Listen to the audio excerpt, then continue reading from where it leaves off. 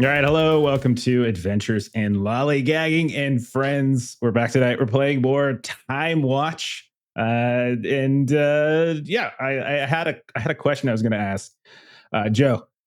Favorite use of a dinosaur in cinema that is not Jurassic Park or Jurassic World. Favorite use of a dinosaur? Yeah, I literally just thought it like in the last 10 seconds. So. Have dinosaurs been used in other cinema? Oh, yeah. I got one. Boom. Easy. You took out what I would have said, which is Jurassic stuff. Because that's the easy to do. Anyone excited about Jurassic? That is easy. World, I can't think of another movie that dinosaurs even in. Yeah. It's got Scarlett Johansson in it, so I feel like could be halfway decent. I don't know. Do you guys remember the second Jurassic World where they allowed the young girl to decide the fate of humanity and just unleash on all sorts of people who didn't do anything wrong, like dinosaurs that are just like destroying the planet and stuff now? I don't think I do remember that. When that was happening, I was like, really? This is a decision. You're going to let this? And here we are. And now we have yet another fallen one. I think that was the second one. Mm-hmm. That's what they did. Yeah. Do you remember the first one, the first Jurassic World, where they killed that one assistant, like just super mean? Anyone remember that one? Yeah. You know what I'm talking about? One that was me to this day. Oh, that was just gratuitous. Kate is McGrath. the only way to describe it. Yeah, I think it's the actress name. I think the actress name is Kate McGrath, and she was like the assistant to Bryce Dallas Howard's character. And then just gets picked up by like pterodactyls and like skirt around in the air, and then they like and then the freaking like the giant like sea monster comes up and eats her and stuff. It's just like, what did she do to deserve such a horrific ending? Like the lawyer getting eaten by the T-Rex in the first Jurassic Park makes perfect sense. It's a lawyer, but like I don't know, man. True. I feel like she was just helping out. This is not the first time I've opened one of our streams talking about this scene. Too. I don't know why it bothers me so much. I'm trying to think of other dinosaurs though. Like I'm sure there's movies that have like a kid playing with play dinosaurs or something. But well, remember, I'm going to go with Land Before Time. Oh, that's a good one. It's a very good one. Yeah, excellent. Land Before Time, Land of the Lost. You could say like Firefly or Serenity, where he's like, grrr, and he's got him on his. That's a good one. Yeah. Any other dinosaurs? I'm trying to think. There's Dinosaurs, a TV show in the 90s, which was pretty What a great ending. Loved the ending. It was so dark. I loved it so much. Wow. It was great. It was great. Any others? I feel bad because like Fury. Kung Fury, that's a great choice. Yeah. I put it in chat, but the classic Tammy and the T-Rex. Tammy and the T-Rex, another good choice. Good choice. Yeah, that's the wrong person. The true victor would be Theodore Rex. Oh God, Whoopi Goldberg. Oh no! Oh dear! I have no idea what that is. Gracious! Yeah. What are we talking about now? There's a couple of votes in chat for Primeval. Is that like the BBC show? The BBC show was it on the BBC? No, chat's just making up stuff. There was two people. I think that was a time. Primeval. I don't know. Yeah. Okay. Yes, BBC. Sure. There we go. Yeah. I know what you're talking about. There was also like I think wasn't there like a second version of Primeval or something? I don't know, but I remember it was pretty good. I watched a couple seasons of it. I know it's not a dinosaur, but I don't care. Godzilla -1. Oh, good call. That's fair. I was thinking about like, does Godzilla count? No, but I don't care. I see what you're in the ballpark. I respect your lack of caring. No one says Flintstones? What are you talking about? No one's saying. Oh, I mean, no. I did like the dinosaurs TV show, not the mama. Yeah, you get hit with the frying pan. Yeah. Were there dinosaurs in that one really bad show where there was the pit that happened in California and like it was a TV show from a couple years ago? La Brea? Yes. La Brea? Were there actual dinosaurs in that one? There are dinosaurs. I know there was like creatures. I don't remember if there was dinosaurs. There might have been like a saber-tooth tiger or something, but I don't know if it was. Yes, there were prehistoric creatures of some kind. That show sucked. Like that was just really not a good show. And it got like multiple seasons. So I don't even know what we're doing anymore. I don't even understand him. Yeah. Land of the Lost? Yeah, mention Land of the Lost. Mention Land of the Lost was mine. From yeah. Okay. What do you got, Chuck? I said La Brea got 3 seasons. 3 seasons. Was it? Too many. Terrible. Yeah. I don't know why. Like you ever watch a show and you're like, why am I watching this? And then you just keep watching it anyway. Do that? Yeah. That was La Brea season 1 for Melissa and I. Like, it's kind of how I feel about The Boys. Really? Mm-hmm. Okay. Well, there's only one more season left, so yeah, and it's over. I just watched it for Anthony Starr. I like his performance. Good. We need a dinosaur in that show. Yeah, we really do. Why not? I'm super sentimental about The Boys because it is filmed all around like where I live, like my apartment. That's cool. Like in season 1, you can see one of the rocks that my dog pees on. So Oh, that's awesome. That is awesome. Speaking of viewers, if you were watching, did you like point? Like, did you do like the point? I know a rock. What the? Yeah. That's it. That's it. Okay. Yeah. Devil Dinosaur is great. Devil Dinosaur? Yeah. Basically, it's like a mutant T-Rex that's red. It's from Marvel. Okay. They put out a cartoon of it too at some point. Oh. What? They got an animated show for that. Yep. Huh. And Moon Girl. Devil Dinosaur and Moon Girl. Yeah. Okay. Mutant T-Rex. What's not to love? Didn't it wasn't Kung Fury, going back to Chuck's thing, wasn't it Triceracop? Wasn't that what that was? Yeah. It was Triceracop. Yeah. Right? Triceracop! Yes! Oh, and there's all the Triceratops dudes in the Teenage Mutant Ninja Turtle stuff too. Yeah. What about Denver? It's a city in Colorado? The Last Dinosaur. Denver, I have no idea what you're talking about. Oh, are you talking about the animated movie? This is a 90s cartoon. Oh. Oh, interesting. I remember that one. Back on Kung Fury, there was going to be a sequel. I don't remember what the stat, but it was starring Michael Fassbender, Arnold, and the Hoff. And apparently there's like a 10-minute trailer out there for it. That would have been amazing. Going to be? So they're not going to do it anymore? I don't. Well, it says it's upcoming still, so maybe it's still on the way. Okay. Directed by Andy Samberg. There was a really... that sounds like a really fun combo. Yeah. What was the really bad movie about the pastor that turns into a raptor? Velocipaster. Velocipaster. Oh my God. Yes. Oh my God. Wow. Nice pull. Nice pull. My God. Did you watch that, Chuck? I actually sat through that whole thing and watched it. I didn't. No. This is so bad. There's one spot they're just like add in post, basically. It was like there was definitely pause for edit moments, and then they forgot to go back and do the edit. Like that is definitely it's an experience. You should definitely watch that. I used to do a podcast with a buddy where we made each other we call it the Gentleman's Challenge, and we essentially challenged each other to consume a piece of media knowing that it was a bad piece of media, and we really just wanted to screw the other person over. And so those types of movies. Velocipaster might even been one of them that we actually did. I'm almost 100% sure it was. Yeah. Amazing.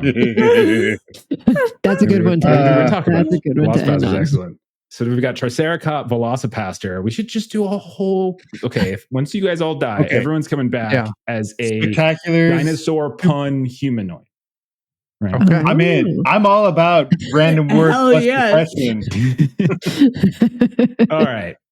Well, there weren't actually any dinosaurs. We did have a mammoth, but that was why I was thinking of dinosaurs. Plus, there's a dinosaur in the opening thing, so that's where my brain was. So let's dive back in. So last time around, you all was our first episode, our first real play episode. You were activated to investigate a temporal anomaly in 1945.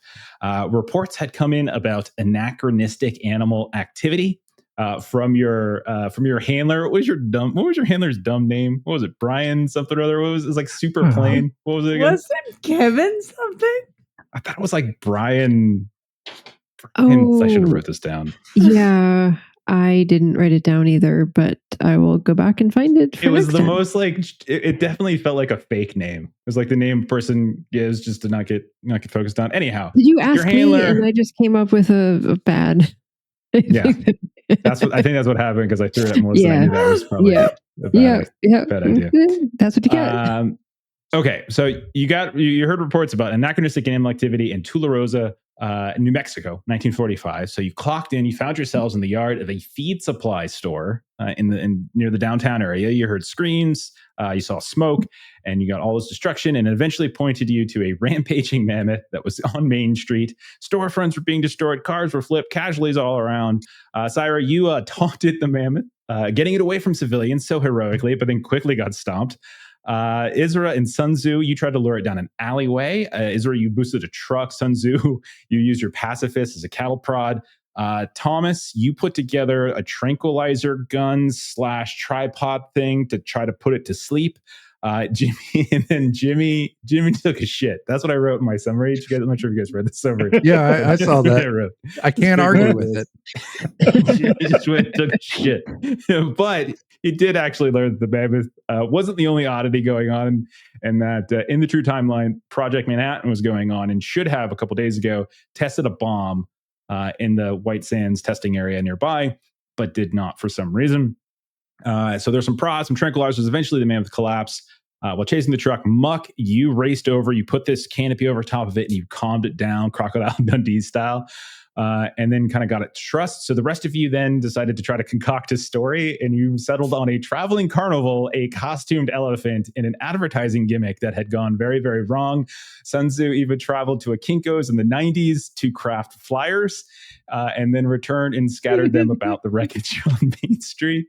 Isra, you corralled all the survivors on the truck that you stole, and then you brought them over to the church. You talked to a local waitress by the name of Agnes, that there had been a bunch of military activity in the area, and even some folks thought they saw some Pinkertons. Tommy, you had detected a coronal radiation signature, which you think you can track back probably to where the mammoth first entered this area. And then the local sheriff arrived. Syra caught him before he went inside the church, had a little chat with him, tried to convince him that this was all just a big hoax, but he's looking around. He's like, my brother-in-law is like under some rubble over there, and there's all these people I know that are dead, and like that diner is where I eat breakfast. And so Syra decided to slap a mem tag on the back of his neck, and off air paid the bureaucracy point to get call in a favor to get the conscious sheriff taken away to the Citadel, where he will undoubtedly never be sane again. And so that's what we had. So let's go ahead and let's pick up where, in the aftermath of all of this, and we are still around the Main Street area. Like, you can be in the town, you can be just outside of town, wherever it is you want to be. You have a couple leads, couple of interesting things you picked up. Coronal radiation trail. There's a lot of military activity the past few days, and you know that the bomb should have been tested at some point in the last couple of days, but it hasn't. And so those are the things that you're working with. So, anyone have any ideas? You can be separate, you can be together. I'm just kind of curious, where are we at? Thomas is going to go up to somebody that looks like they're not busy in the party. And I'm not busy. Okay. So, Jimmy, we've got a signature going off of this way. Perhaps we could see how this thing came about to be here. Yeah, I mean, all right. Go for a walk. Yep. Okay. Do you invite anybody else to go with you? Yeah, I'd call over everyone. Okay. So we'll assume you're all within communication range of each other, no problem. So is anybody looking to do anything else in the town area, or is everyone ready to go on a field trip? Don't forget that there is a tranked mammoth just outside of Main Street that is also here as well, and you did steal a delivery truck as well. So, our little stun things that we used on the sheriff, would it work on something as big as a mammoth? Memtag? Good question. So you could potentially, I suppose you could potentially send it back, but my other thought, Jimmy, about that is that I could just pop back to several thousand years ago and just plop the mammoth back where it belongs and be back in a jiffy. Would have been drive away and go with you. Just to people don't see. Come on. So Isra, so I believe with the I was looking at the mem tags. So looking at the mem tags, let me just answer Chuck's questions. And the mem tags, like I don't see anything to suggest you can't. It does seem that most of the time those are used on intelligent, sentient people because it's all about reconstructing memories and such. That's technically good, I suppose. Yeah, I was just thinking if we need a quick way to delete this thing from this timeline, we can just really piss off the boys back home. Is that what you're wanting to do? I think Isra was talking about just taking it back. Yeah, I think that would make sense. Because I believe with the autocron, I think it will take you and one other thing. And so the mammoth would be my one other thing that I would take with me. Where would you be looking to take it? So when I would be looking to take it would be right around 3,700 years ago. 3,700 years ago. Okay. Yes. I'm right. Quickly Googling. I think that is about right when the... That brings up a great question. Is there a way to tell when something is from? Like, it's clearly anachronistic now, but like, do we know how anachronistic?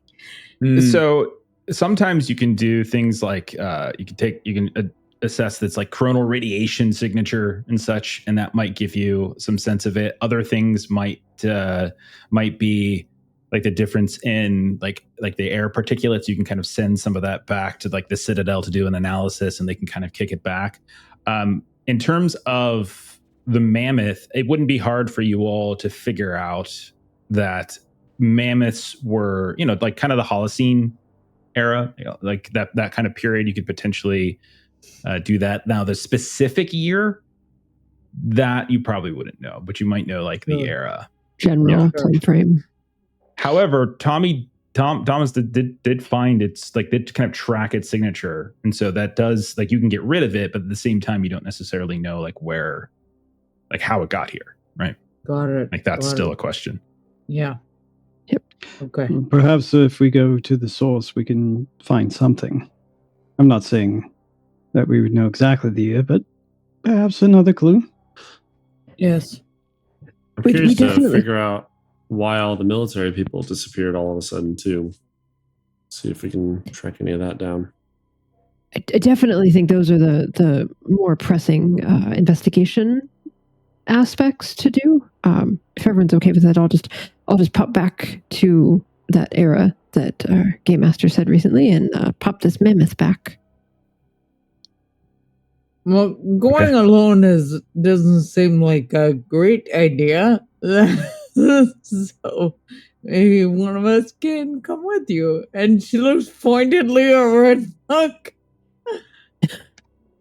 Well, I think the thing works where it's you and one passenger, right? Right. So one passenger, like a mammoth is possibly too big for an autocron. Each of you take half.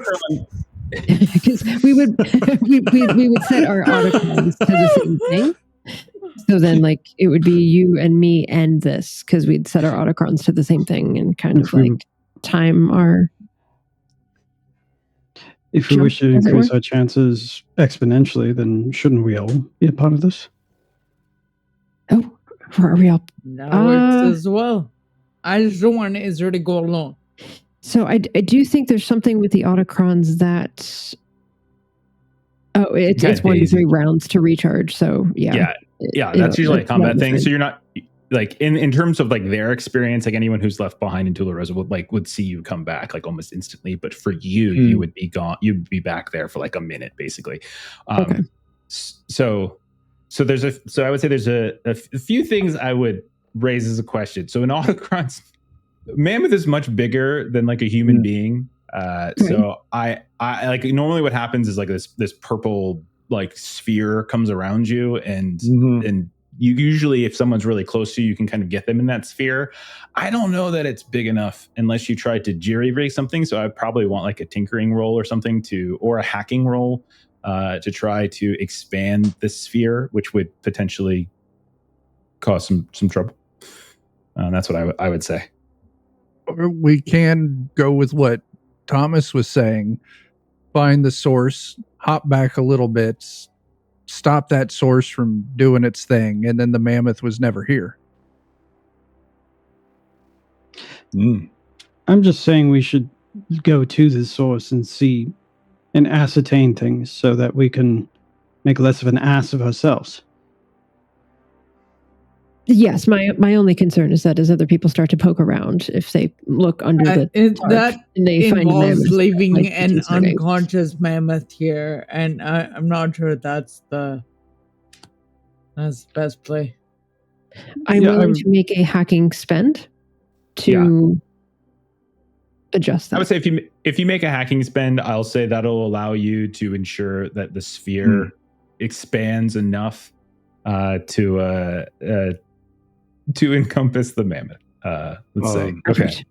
Okay. So you're just going to pick a random year in the Holocene and just bring the mammoth back there and hope for the best. Yeah, Jeremy. Okay. Give Muck link. Check on him later. I don't know. Where you send it, give me the link. Yes, and so she'll show you on her autocron. Okay. All right. So you go ahead and you have to do, so you're going to end up having to do two time travel tests, because one to go back and then, one to go back to a Holocene and one to come back to the future. I would say, I go ahead and are the rest of you ensuring that no one kind of comes towards this little alley where, okay. So like no one can see it. All right. So then we'll say, Isra, you make your spend. You see the bubble kind of expand in this weird kind of egg shape as opposed to its spherical shape. You see it wrap around the mammoth itself. The mammoth, like its eyes are lolling a little bit, and its like trunk comes up and like reaches up for a second and tries to touch Muck on his hand, and then Isra, you disappear. You find yourselves in some random spot in sort of the North American region, and several thousand years ago, and you can see all around you. It's no longer this small town. You see no evidence whatsoever of civilization. It is just verdant fields, it's trees, it's luscious vegetation. You see all of these different things. Go ahead and make the time travel test for me. So it's a chronal stability test. Chronal stability test. Okay, so I'm going to spend 2 from my chronal stability pool on this. Okay. And then I'm going to make the roll. So it's +2 to this, so that's a 5. Okay. So just to remind you, like this is a D4 risking loss 2 whenever you do time travel. So like if you would fail, you would lose 2 chronal stability. So sometimes spending 2, it's either spend it all to pass. So then you wait. Let me be an asshole for a second and roll to see if some random thing comes up and tries to attack you. Sure. Okay. You hear the sounds of like, and you look over and you can see there's what looks like a carcass, maybe half a football field away, and you can't make out exactly what exactly is dead, but you do see these large bugs, these almost the size of grapefruits that are essentially flying around it. Some of them are digging down into the carcass. 1 or 2 of them begins to float over in your direction now that you see like this mammoth isn't even getting up. It's still tranked. And And then you have to make the second travel test as you zip back, leaving the mammoth here. So go ahead and give me that second one. All right. So I should. Okay. I feel like I should spend one just to. If you spend one, you could still fail, and you could still end up taking two. So it's up to you. You kind of play with your, your stability however you like. Yeah, I don't want to fail. I don't think so. I'll send it here and do the roll. So there's +2 to this, 6. Okay. So you succeed, you come back, you still lose that stability. So what does it look like when Isra comes back? What do you think it is that's sort of manifesting the loss? It's like, is it like the Back to the Future thing where like you're starting to see through your hand, or what else? What do you think it might be for Isra as she back to Tularosa? Yeah, I mean, I would say that you just sort of see her, I'm almost thinking of sort of like a lagging video, or she's sort of like there and then she's sort of gone and then like appears, but she's moved a step. So she kind of has that like lag effect happening. Nice. Okay. So she's back. Syra, you are up by the church. And like you mem tagged, and then moments later, maybe you walked over briefly to talk to your team, and then you suddenly hear like the zzz. You look over and you can see there's the sheriff once more. He's looking around. What the hell happened? As he is completely kind of panicking and freaking out. You see the door to the church opens up and a few people come down, and then he's just like panicking, like, oh my God, what happened? Oh, we got her. And then they kind of scoop him up and backing away. Yeah. And you can see this, like the civilians have grabbed him and he's still talking far too loud, but he seems a little bit disjointed. Okay, so Mammoth's out of the way. Sheriff's back and losing his mind. Sure. What's next for the team? Let's track down the source. Okay. So you everyone's doing this? Is that fair? Everyone is together? Yeah. Yep. All right. Yep. So what do you notice as you try to track this signature is that it kind of goes down the road a little bit, but then it very quickly veers off the road, and you can see it goes into the wild, into the desert. And then it takes a few hours of you wandering around following this thing, and then you realize it's kind of this circuitous path. It looks like the mammoth was likely wandering quite a bit. It isn't probably until very late in the evening when you finally start to see, like, if Thomas is sort of tracking it, if he's the one, like some of the path kind of crisscrosses itself, and so you can kind of like hop over instead of following it all the way back like it's like a yellow brick road. You just kind of hop over to a different track, and eventually you find yourselves like in this like isolated desert gully. The sun has just gone down, but you can still see it on the edge, and so there's giving some light in the area. The air is kind of crackling, and it smells a little odd. Like it smells strangely fresh. Not only that, those of you with particularly good senses, like outdoor survival skills, it smells, as you take a whiff in, like very fresh, clean air. And then you start hearing, Isra, like the sounds of that buzzing, and you look over and there's like this massive mammoth dung pile, and there's these large bugs that are kind of flying around it. And you realize like this is essentially where the trail led to. Like this is where it originated. And I mean, all of you would be able to sort of sort this out, but there appears to be a kind of a rip, like a time rip here, and you can kind of see like the air kind of crackling a bit with like electricity and such, and like your readings are coming up, and you're getting this notion that like this area here seems to be like there's a tear in like space-time, essentially. Those flies. I saw those fist-sized flies when I brought our friend back home. Okay. Did you think those came through as well? Yes, yeah, it would certainly make sense. Has anyone ever repaired something like this before? No.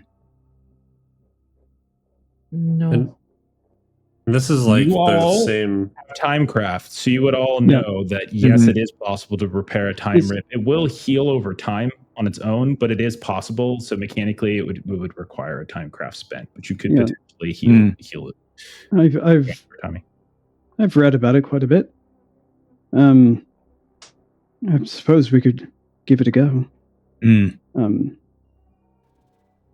So he'll go ahead and spend a timecraft on it. Yes, you can basically spend a timecraft point to seal this rip. It's already, you could tell like as you're getting your readings, and then even as you move around, you can actually start to see the ripple, and you can actually sort of sense and feel air coming through that seems fresher and clearer than even 1945 New Mexico, right? But you're very quickly able to figure out exactly how you would just start to accelerate the stitching. So 1 point spent, Thomas, you could certainly do it. What else is everyone doing around here? Muck's going to go over and like get some of the dung on his hand, kind of smear it and kind of create a platform to let some flies land on it so he can study the flies. So you rub this dung on your arm. Yeah, just Jurassic Park it. Just reach into the giant. She had a glove. But yeah, just go in full. Muck just assumes this crazy time suit we have will take care of it. And you see these two giant dung beetles just like they fly up. And you can see them; their little wings flap, and then they land on top of you. And you can see they're kind of eating the dung right off your sleeve. They're not harming you at all, but they're quite big. They're quite large. Just looking for anything that seems unusual, or just studying them for a little bit, whether it's from survival or notice. He's just curious because that's his wheelhouse.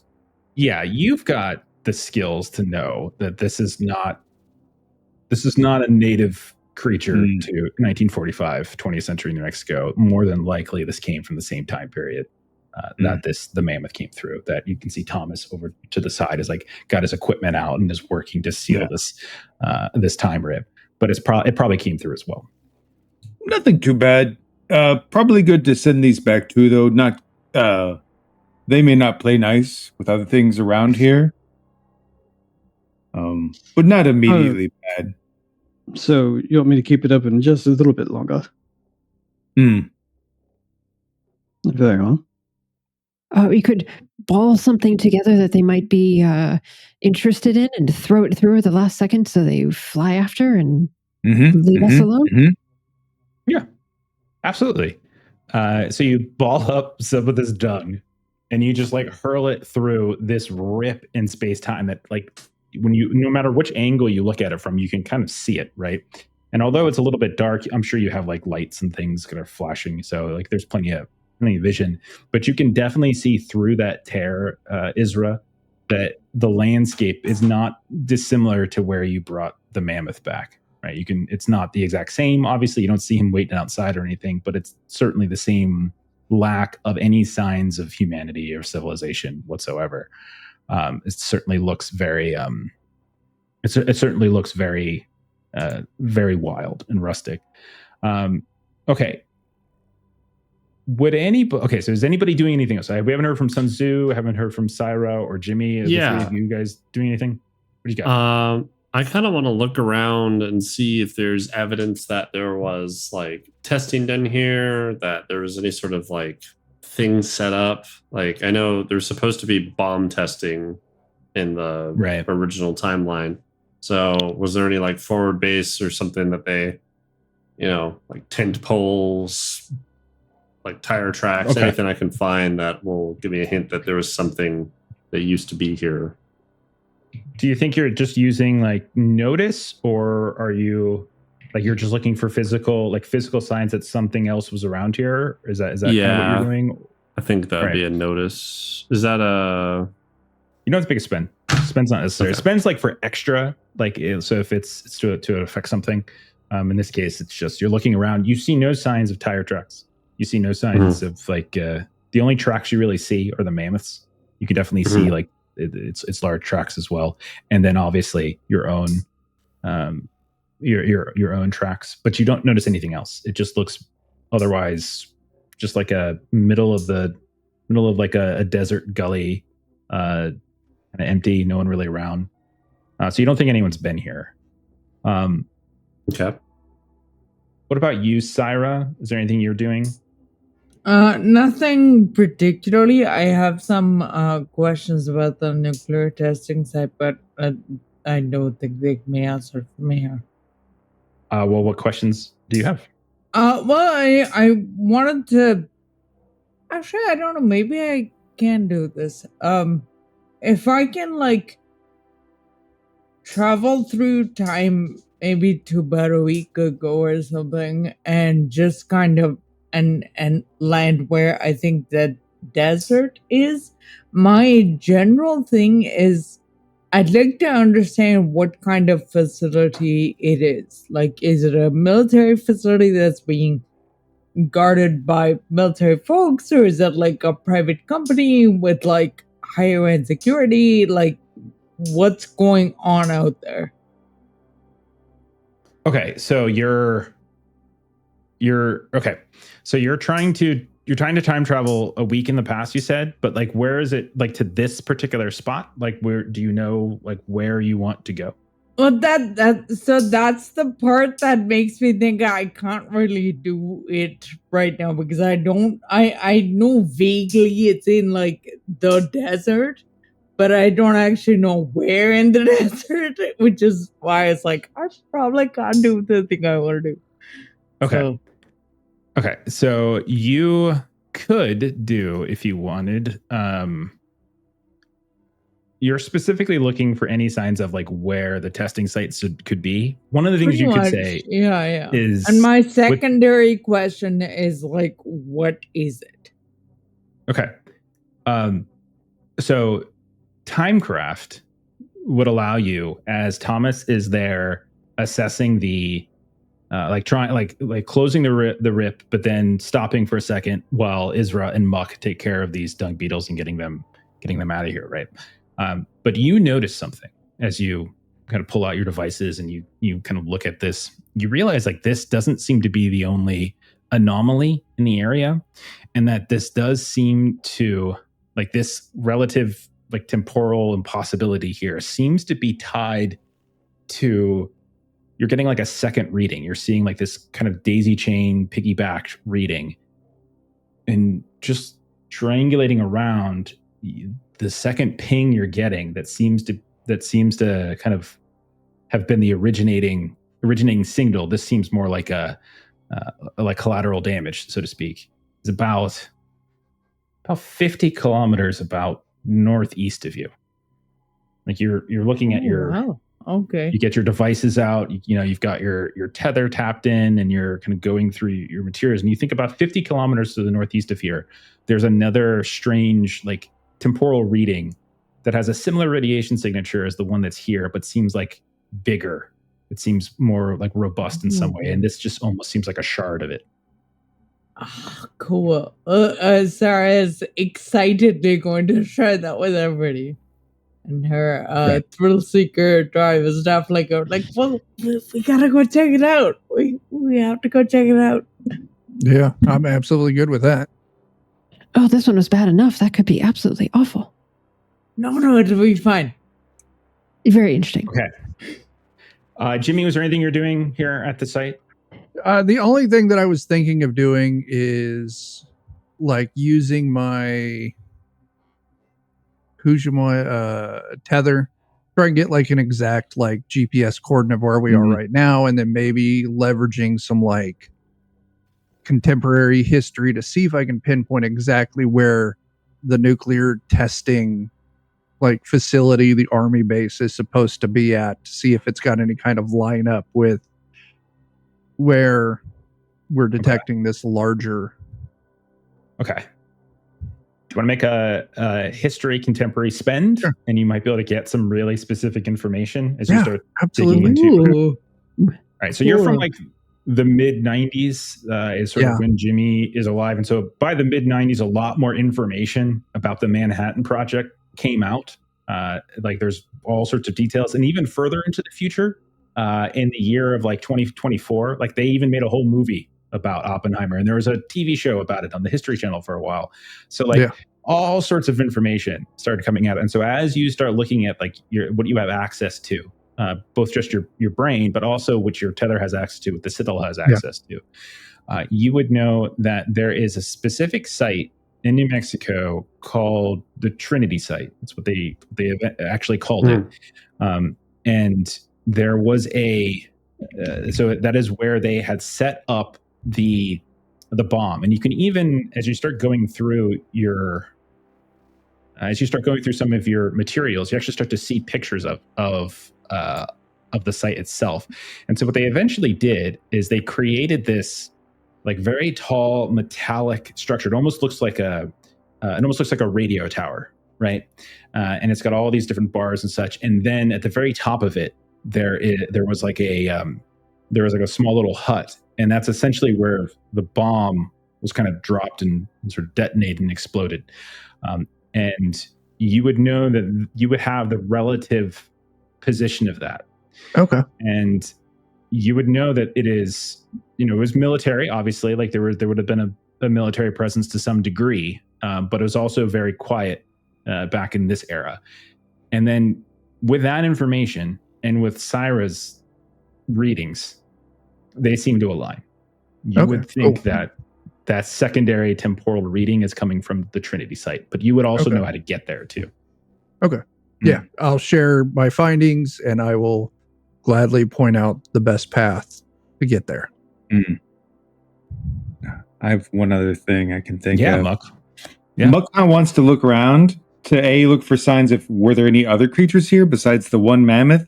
Also, any people.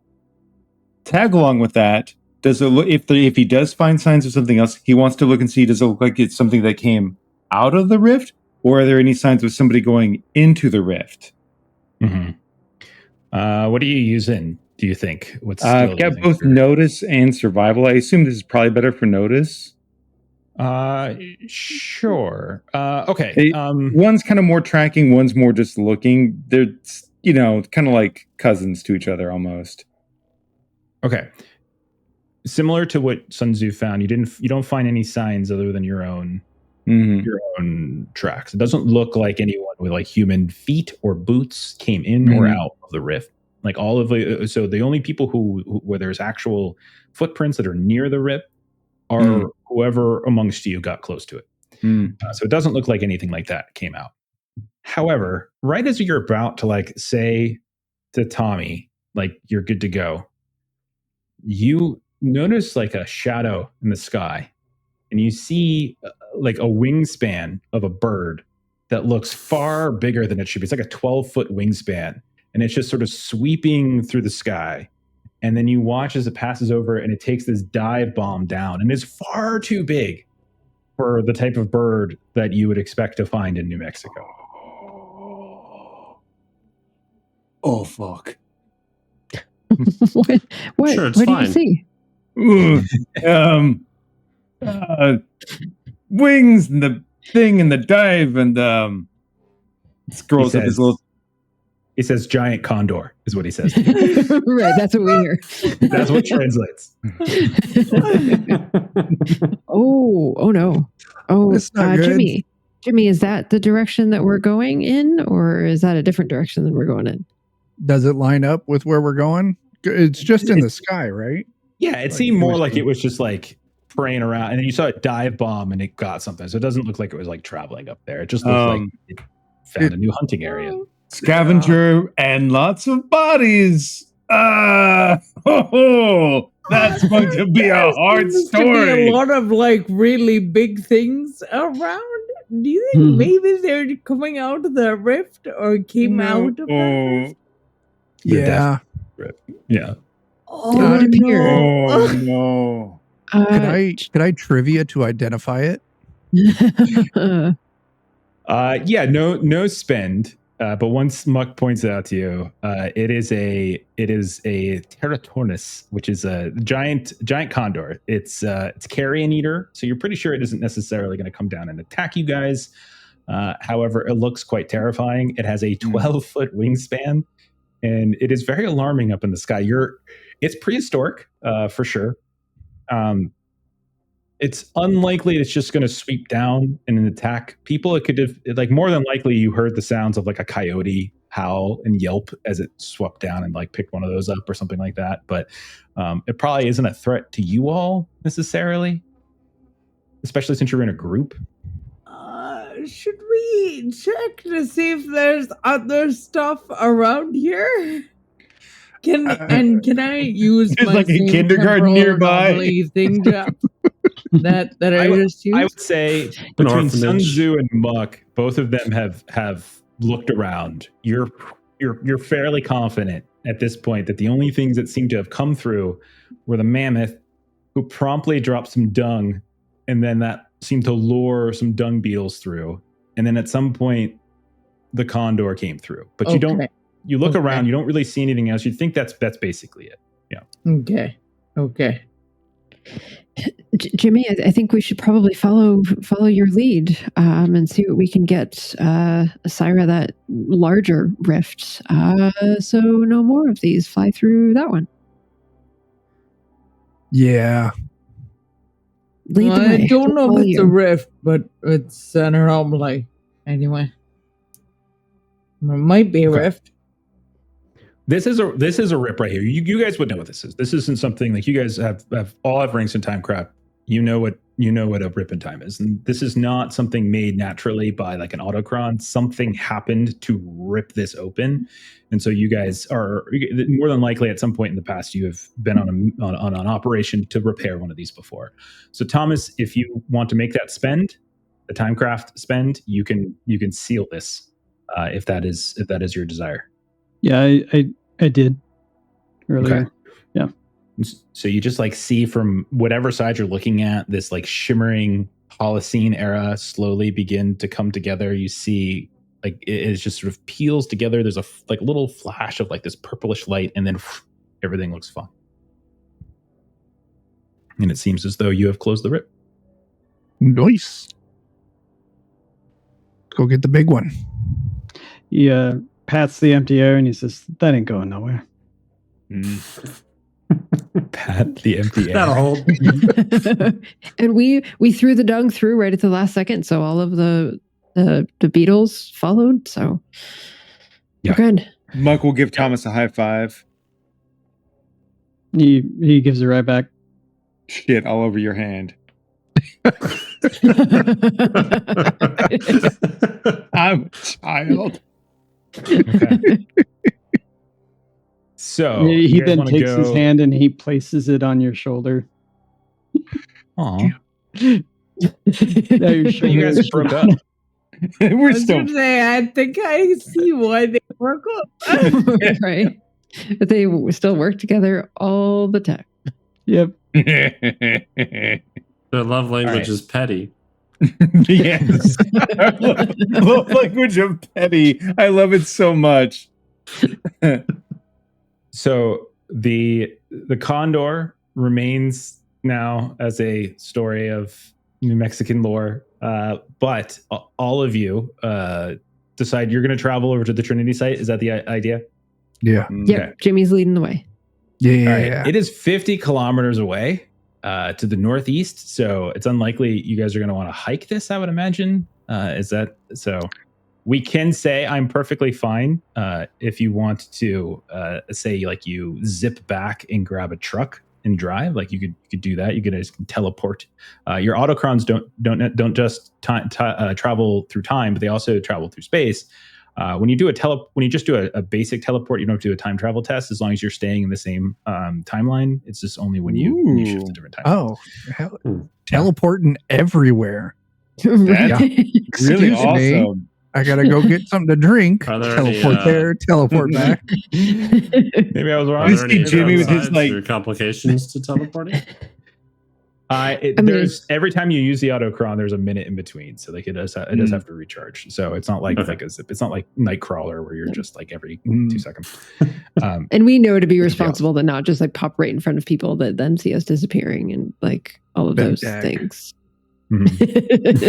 Treat those mem pads like pocket sand. Just all right. Hand them out like candy. We'll say then that you all teleport back to that feed store.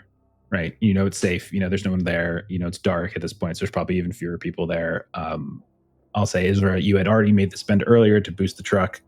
Maybe you're fortunate in the person who owned the truck was one of the casualties.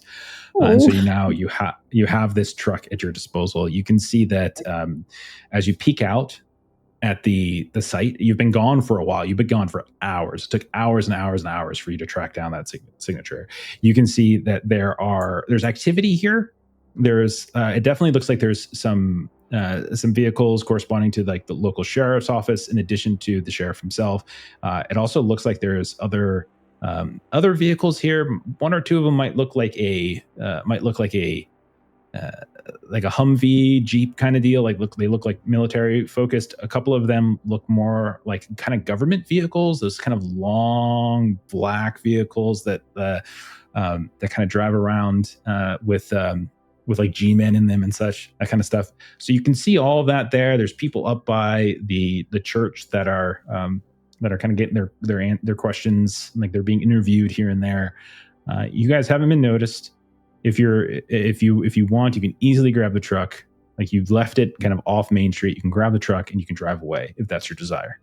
Yeah, okay. Nice and easy. All right. You easily do this. And you start driving. You, Jimmy, would have, based upon your spend from before, you would know the roads, the routes to take there, both actual paved roads, dirt roads, back roads, things like that. However, it's pretty quick before you're not like at the site. You're just getting near the site and you see military checkpoints everywhere. And so you can see like there's military vehicles like set up here and there. You can see the roads are kind of congested. It definitely looks like there's a heavy military presence here. And there's unlikely for you to just kind of pass through one of these checkpoints with your big truck without having to at least encounter one of them. You haven't, I'm not going to say you're at the checkpoint. You guys can make the choice whether you want to go up to a checkpoint, but you certainly see that there are vehicles that seem to be blocking your path forward. Are any of the vehicles trying to get through the checkpoint? Are they any civilian or is it all military? It's late in the night in New Mexico, so most of the vehicles that you do see, there's maybe one or two civilian vehicles that if you watch long enough kind of get turned around. And then the only ones that seem to get let through look a lot like those government vehicles that you saw back in Tularosa, and also what looks like some of these large military jeeps, things like that. Okay.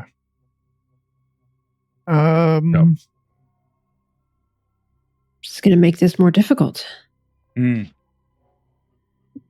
we can our suit or whatever you call it. It has an inherent amount of disguise in it, right? To a degree, yeah. To agree. We've got our impersonator mesh. It helps too. with humans. Yeah. Your impersonator mesh helps with humans, but it doesn't necessarily like guard dogs or security cameras or stuff like that. So like you could rely on that just to sort of walk past. It also wouldn't necessarily do anything for the fact that you're driving just a regular old truck, because your truck's still going to look like a regular old truck. So you still might have to talk your way through why you have this truck. So, and then you have other things that you could potentially have other skills and spends. Don't forget, like this is the type of moment where you can make spends with some of your abilities to just sort of make something happen. Like if you get an idea in your head, it sounds good, make a spend and maybe you get through. Solid black suit, black tie, sunglasses. Muck just makes himself go full Men in Black. Okay. And I do have like if anyone else also has, like, I do have a point in bureaucracy, which you can do a bit of kind of convincing people that you're someone that you're not. So bureaucracy spend maybe could help us here. In addition to obviously looking the part. If I drive the truck, you all fire up your impersonator mesh. I'm maxed out on disguise. I've got Don't I Know You. I could just see if I can bluff our way through. That's amazing. I also have Don't I Know You, and I have a flashback for preparedness. That one feels kind of cheesy. Nice. So I'll do just Don't I Know You. Well, why don't you guys like walk me through what the idea is, and then we'll see which of your abilities and boosters might apply. So, like, what do you think? What do you think your plan is here? Makes sense. Did you have something in mind, Chuck, specifically? I do. Israel, you just said, what do you got? I go ahead. So my thought is the two of us with Don't I Know You right up in the cat. This is like an old style like farm truck, isn't it? Or am I mistaken? Yeah, I'm envisioning it like a big flatbed like delivery truck for like farm feed and everything, you know. Yeah. Okay. Yeah. So yeah, we're up front. The four of you just hang out on the back. Fire up your impersonator mesh. We drive through the checkpoint. We do our bluffing. You know, if they got dogs, hopefully the dogs are well trained enough to just see people sitting there and not go crazy. And if they got cameras, it's the 50s. They can't be that good. If it's 45, so 45, yeah. So are we military personnel? Is that what we're doing? I think if we roll up and we're like, oh, hey, I knew you from Fort Bragg or whatever. We did this training we're together. impersonating military, not like vendor stuff. Yeah. Okay. I'm going to make myself look full on Men in Black and just avoid conversation, but I have authority. Mook just wants to sit there looking as stone cold sound as possible, like you're not supposed to talk to him. Okay. So here's how I think we should do this. We should do a piggybacking here, where probably Jimmy, if you're saying you're up in the cab, you're going to be making a disguise test. Everybody else is also, so rather than have everybody actually make a disguise test as well, which is kind of ridiculous, instead we use piggybacking. So what this means is that everybody else needs to spend 1 point of disguise to essentially get credit for his check. If you don't have a disguise point to spend in such a way, then that's going to make his check more difficult, and sort of increases the difficulty. I already have a difficulty. I know what it is. Like, you guys clearly, this is a military. Something crazy is going on. You know, an atom bomb didn't go off. You know, there's a temporal anomaly. So there's crazy shit that's happening. So you would imagine the difficulty is decently high already. So I think piggybacking makes the most sense, since all of you are going to be pretending to be personnel that's supposed to be here. Does that make sense? Yeah. Okay. So can anybody not make a disguise point? Okay. So Isra cannot. Okay. So that means Thomas and Isra, that means the two of you not being able to do it is going to increase the difficulty by a total of 4 above what I've already set it at. Oh dear. Okay. So what I was going to say earlier, and Maitre, obviously this is totally up to you to not, but because you said you have flashback with preparedness. So just to throw an idea out there, because I think when we went back to town, there were like government people there, and there were kind of people that were talking about what was happening, and we didn't necessarily stay. Could it be, Jeff, a spend of like preparedness to say that we did listen to some of that, and maybe we picked something up along that conversation about like who is there, and maybe a name drop of a. Oh, that's a great idea. Yeah, I would be okay with that. So again, just throwing out like ways to use the system. Oh, that's an awesome idea, because I was thinking of flashback tied to like impersonating someone, and that felt like cheesy to me, but this doesn't. How do I go ahead and spend from flashback? So it would be Okay, a preparedness roll. You just sort of spend however many points you want to help you pass, and then Jeff could set a different difficulty other than 4. Right. So this idea is really just for you to kind of go back and eavesdrop on some of these, on some of the conversation that was happening down Main Street, and you're trying to get like a name or two that could help. And I would say, if successful, that would probably reduce the difficulty for Jimmy's roll. So I'll go ahead and spend 3 points there. okay, then go ahead and make a d6 plus 3 as your is the roll that you would be making. Oh, joke. D6 plus 3. Oh, I'm sorry, that didn't add the plus 3, but I rolled a That's really fine. 4 with 3 is 7. Nice. Okay. So a 7 will be a success, and we kind of flash back and we see why Isra was like getting everything ready. Like Syra is just kind of lingering around, sort of pretending to be like amongst some of the crowd, or like helping some folks who are already cleaning up some of the rubble. And you overhear a kind of a couple things, Syra. And it's not so much like when they're talking to the citizens themselves, but more when they're talking to each other. You hear a name mentioned called Edward Maloney, and who seems to be like a head Pinkerton, like who seems to be like a of note for some reason, which is kind of odd because the Pinkertons don't like, this isn't really their era. They kind of shifted and they do other things now. Than when we think of Pinkertons, we think more kind of like the older West area. The Magic the Gathering. Yeah. So you certainly hear that, and I'll say you hear something along the lines of like Maloney is like, we're going to have our work cut out for us if we're going to keep the story, contained. And so, Sire, you get the feeling that the Pinkertons are here to help keep some sort of to help to do some sort of secrecy thing. They're trying to keep things from getting out. And I'll say with a 7, you also hear that there is someone kind of says like, still no word, no sightings of Don Horning. Still missing. So like that's another name you would hear. Okay. Edward Maloney and Don Harding. Horning. Horning. Sorry. Yeah. Thank you. Mm-hmm. Cool. Okay. That's a So you great have idea, Mom. Okay. I have that skill in Swords of the Serpentine, so Nice. Yeah. flex it a little bit here and there. All right. So then here we are. We're in the truck. Everyone's you're almost say maybe you guys pulled the truck off the side of the road, so you didn't get close enough to the checkpoint to see some big ass truck like doing creepy things. We're just sitting there like, hold on, we're not going. Wait.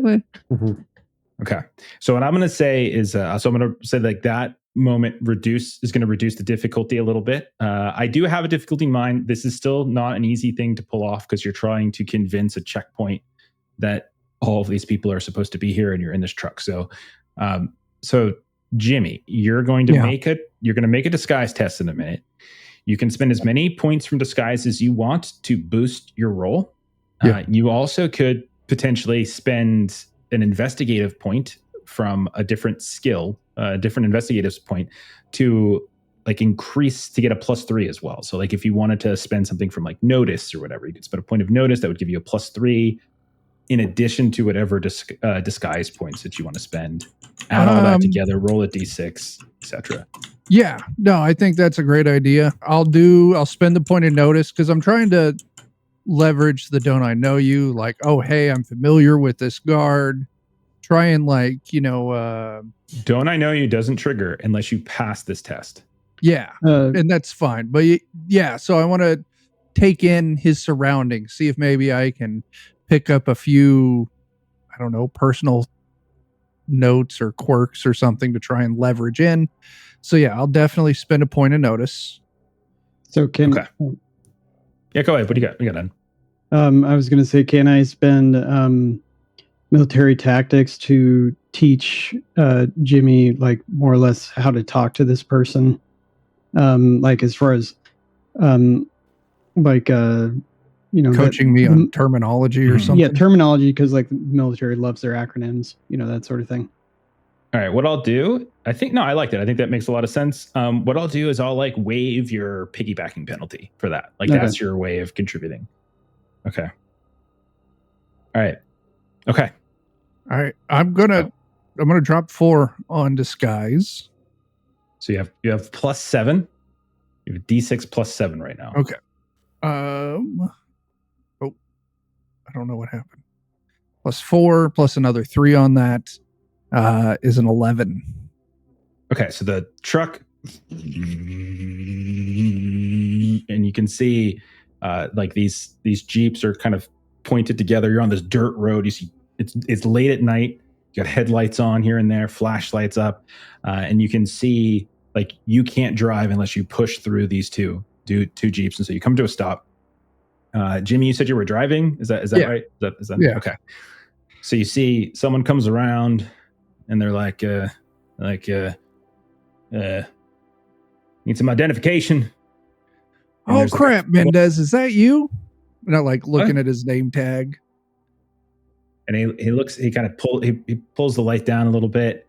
What do you look like to him? Like what is he seeing? As you did succeed, what is he seeing? I would say, because we got the thing to kind of change our outfits, I'll do like just a basic fatigues. Maybe put a couple pips on, maybe slightly higher rank than him. Okay. So he's like, "Oh, sir, what are you doing here? Why are you driving this truck, sir? I beg your pardon, sir."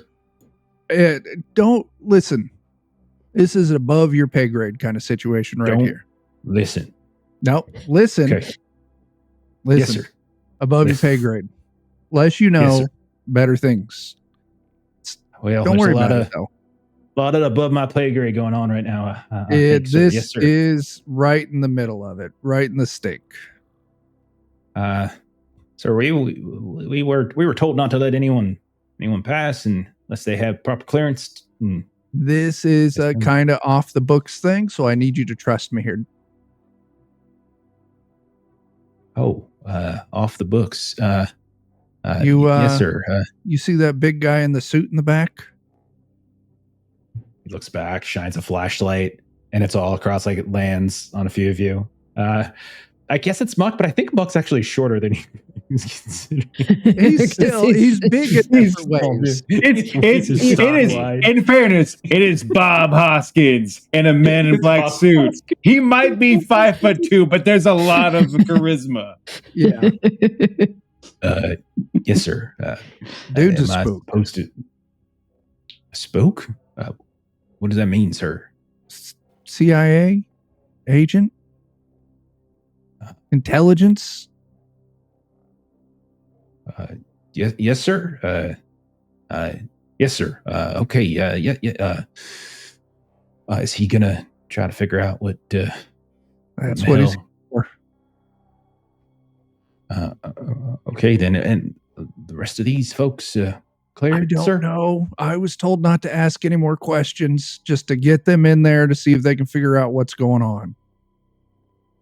He came up. You goddamn hairy ass elephant in town, and he just came up and just did a thing with his hands, and it just laid on over and died. What are you talking about, sir? Once again, need to know. Yes, sir. Yes, sir. Okay. Go ahead. They're clear. They're coming through. And you see, like, the two Jeeps begin to pull apart, and it leaves like a path. Oh, I don't hesitate. I go. Okay. So the truck drives through, and it's a little bit of a kind of a winding dirt path. And eventually you find yourselves, and Jimmy, you would recognize it, at Trinity Site, New Mexico.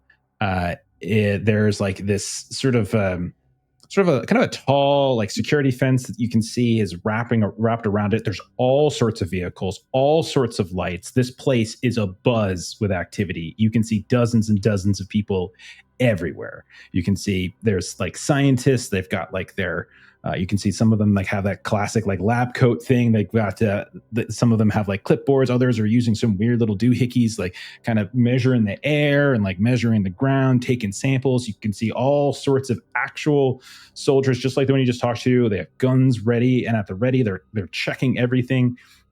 Like this site is completely and utterly swarming with people of all kinds. But as you pull up and you kind of see like there's like some there's military personnel who's like flashing a light and kind of pointing your vehicle to a direction where you can park it. Who here has good notice? Anyone here have really good notice? Muck, sure. Okay, so Muck, when you look out, and maybe this is part of the conversation you had with Jimmy when he was like describing that big tower and such. You don't really see the tower, right? It just looks like the tower is basically missing. Like you don't see any lights. It's just not there. There's all sorts of like there's also all sorts of other vehicles and people nearby that's kind of blocking some of your vision of it. But it looks like maybe a portion of it is there. Like you might be able to see some of it like peeking up over the top of some of these vehicles and little huts and things, but it looks like at least like 2/3 of it are completely and utterly missing. You see Muck kind of like scroll through something on the, like I assume there's like a little watch that you sometimes look stuff up on. Sure. Schrodinger Tower. There, not there. I wonder if we can see where in this now that we're here, Jimmy, are we closer? Can you tell kind of where in this facility the rift is? I think we would need to observe it first before we can determine if it exists. Yeah. So I'm trying if we can triangulate the readings any closer. Well, why don't we, if you want to do that, let's all spread out, take some readings separately, and then we can like triangulate based off ours, see if we can find the exact like epicenter and see what we got to do. Okay. So you guys hop out of the truck and you start spreading out a bit. Are we going in like pairs? You teaming up? Or are you like 3 go this way, 3 go that way, 2 this? Like what do we think? Probably 2s or 3s because individuals will probably get questioned more, maybe. Yeah. Okay. Why don't half of us switch our disguises over to scientist and half of us be military? That way it looks like we got an escort. Mm-hmm. Well, if we're triangulating, then 3 pairs. Yeah. All right. So you start getting out, you're moving around. You can see like there's barbed wire fences everywhere. You can definitely see that there are science crews have marked off like these different locations, both within the fence and outside of the fence. And you can see they're definitely taking readings of things. There are all sorts of military personnel. And then you also notice and you hear, as we'll say, let me see, Syra and whoever is with Syra, as you're walking and sort of doing this perimeter sweep, all of a sudden you just hear, and you look and you can see that there is like this soldier guy who's like being tugged by this large like canine, this large like kind of German shepherds that's lunging at you, Syra. It's like barking in your direction. The rest of you who spread out, you can see a few things. First, you see, and I'll say, Jimmy, you would notice a man fairly slender. You can see he's kind of a blackish hair, kind of a hook nose. He has a hat on, kind of wearing a light colored suit.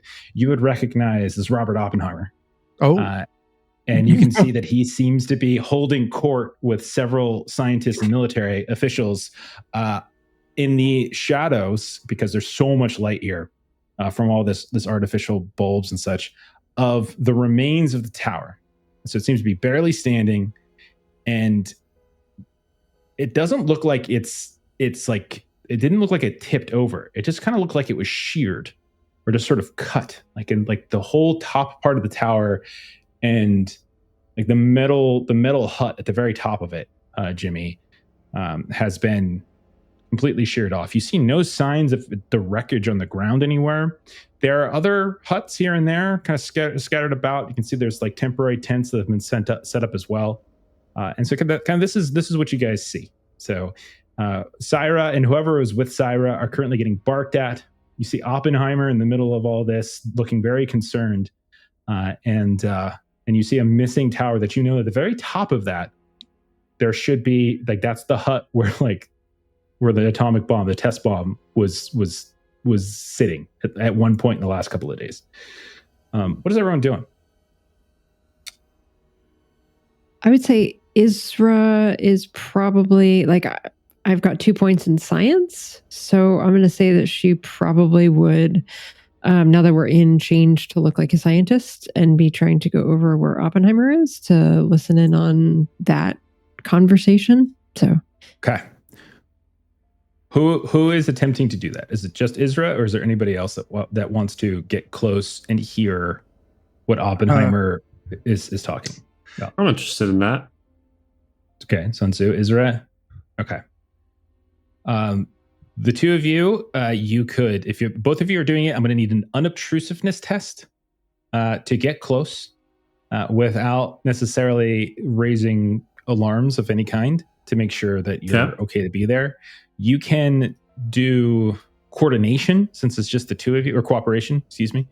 One of you can lead, and so then the leader can spend from unobtrusiveness like a bonus for the roll, but then the assistant can spend any number of points from their pool as well, and all but one of those points are also added to the roll. So if one of you wants to lead on the unobtrusive, so I don't have unobtrusiveness. So do you have unobtrusiveness? Okay. I have 7 in it. Yeah. Okay. So then I wouldn't be able to spend. Yeah. Okay. Yeah. All right. So, Sun Tzu, I again, this game, I don't usually give out the difficulties, but just know that people are everywhere. Something clearly went down. The thing that was housing an atomic bomb seems to have suffered some kind of damage, it looks like. And there's a military presence everywhere. So just keep that in mind as you make your decision on how many points you would like to spend on this unobtrusiveness test to close the distance on Robert frickin' Oppenheimer.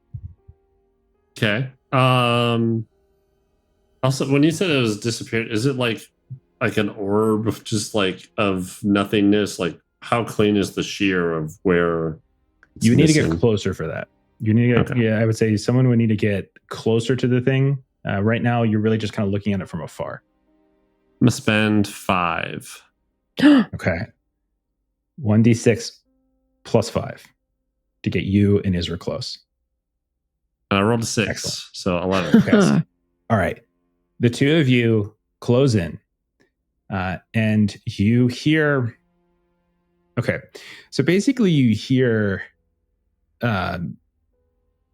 conversations about. A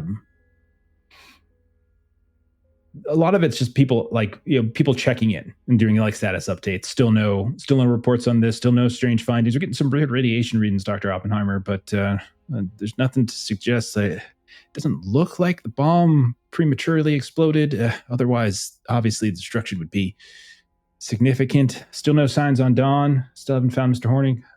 So you're getting a lot of like those kinds of updates. And like other people are just like, well, the thing didn't just vanish, did it? And then Oppenheimer is like, well, it's possible that the lightning, it was stormy the night it was disappeared. It's possible maybe a lightning might have struck in something kind of impossible. And he kind of like is kind of putting his hand back through his head. Maybe there's so many different connections and wires up there. It's maybe something, the sudden injection of electrical voltage somehow coursing through the gadget itself could have caused, well, something impossible. But it certainly didn't explode. We've got no reports from local law enforcement for all the way from here to Texas and to Arizona of any signs of sort of strange activity. There's no one checking every vehicle that could possibly have carried the thing, and no signs of it either. And so I don't think anyone stole the thing. Clearly something happened. Like, well, Dr. Oppenheimer, what about, how do you explain the shearing? Like, I can't explain anything just yet. It's all theory at this point. Are the Pinkertons, are they doing their job? They keeping things quiet? I heard there was a kerfuffle down at the town at Tularosa. Is that taken yet, sir? That's taken care of. It seems there was a mammoth that was running free. I'm sorry, son. Did you just say it, mammoth? So this is like the conversation you hear. Okay. Okay. But so we understood that this happened a couple evenings ago. Is that what we? Yes. Okay. What you would learn is that it seems as this happened the night of the night before the test was supposed to happen. So the test was supposed to happen on July 16th. And essentially it happened at some point between the end of July 15th and the morning. So when people, like, you overhear, like, when people arrive the next morning, they found it this way. They found the tower was sheared, Don Horning was missing, and no one knows where the gadget is, which is what they refer to it as. So Israel would sort of lean over to Sun Tzu. That helps us locate our time frame if we're going to go back and see what happened and see what we can do. Right. Okay. Yeah, it's a lot to So go as off you of. two, so as you two listen in, I want to go back to Syra. Who was with Syra? Who do we think was Syra's buddy? Now that you know you're going to get.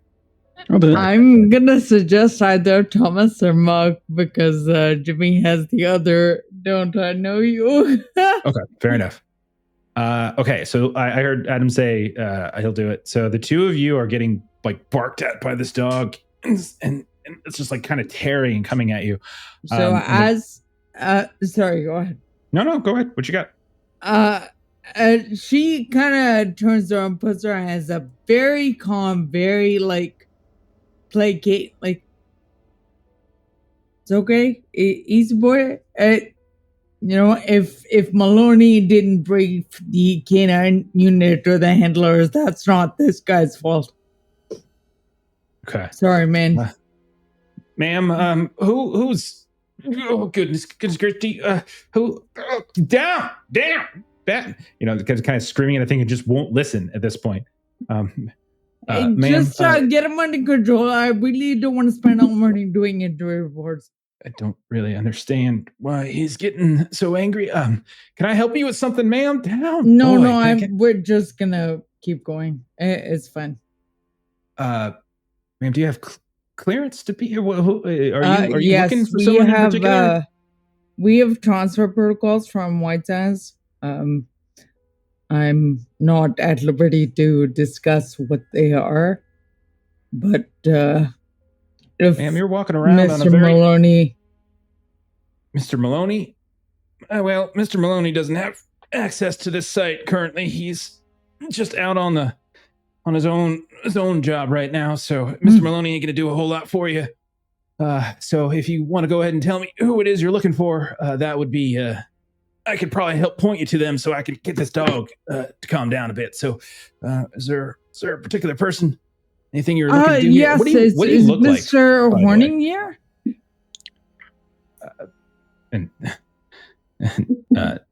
No, ma'am. Don Horning's been missing since. Are you sure you're supposed to be here?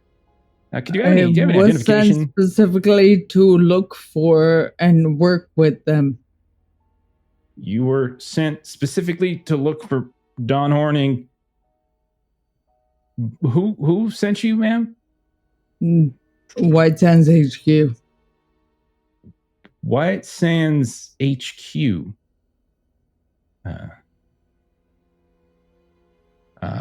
Can I see some identification, please?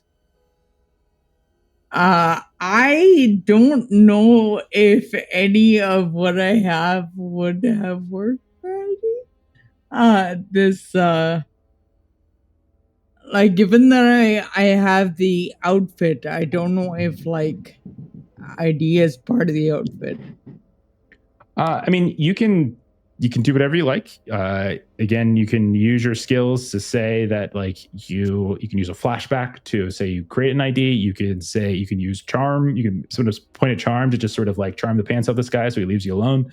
That's kind of what I'd like to do, because it feels weird to use flashback because I didn't know what the site was.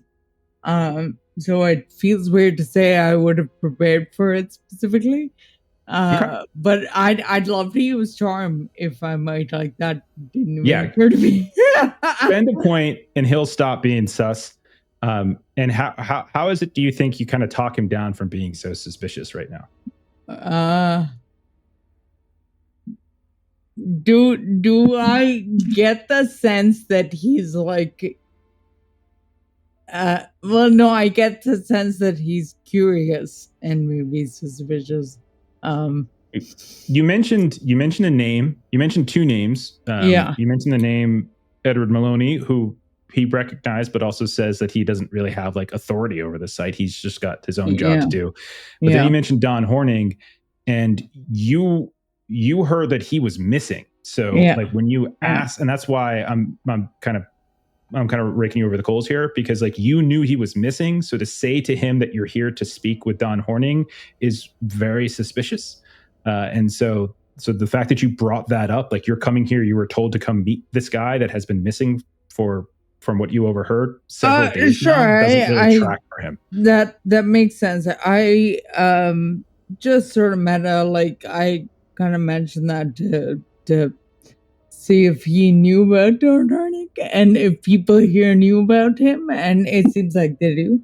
So that I'm fine being way too very close for getting that information. I think I would like to try and charm him by I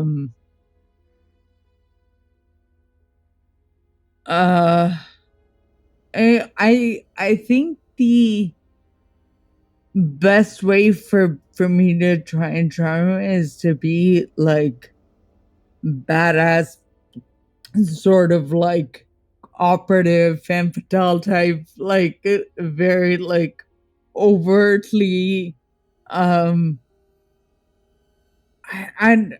guess sexual is the best way to describe it. I think she goes a little, like she starts with, listen, like I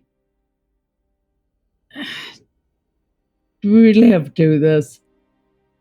Dog jumps up on you as you get close to you, by the way, as there's still a dog here. Like, yeah. Get down, Tiny. What are you doing? Leave the poor woman alone.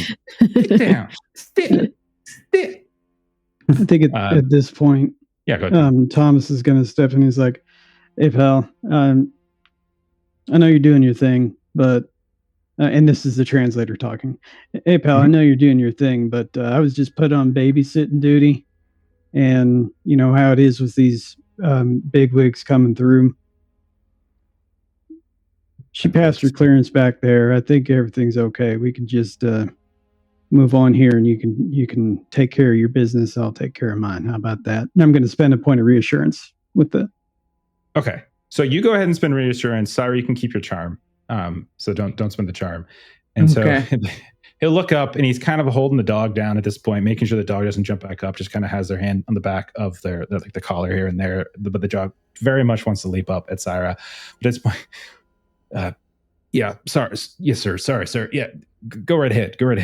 And we'll say the two of you are able to bypass this. You can see maybe you're walking over. Where would you say the two of you were headed? Do you think you were trying to inspect the tower? Do you think you were trying to go with some of these scientist groups who are taking readings? Like, what do you think the two of you would have been going to?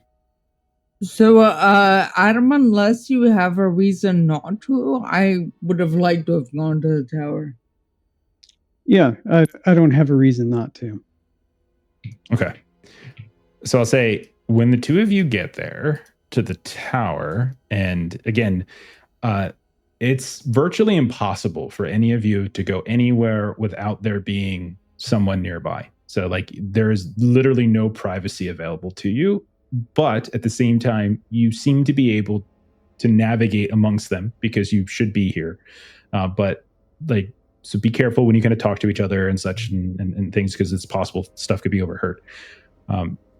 Do you, either of you have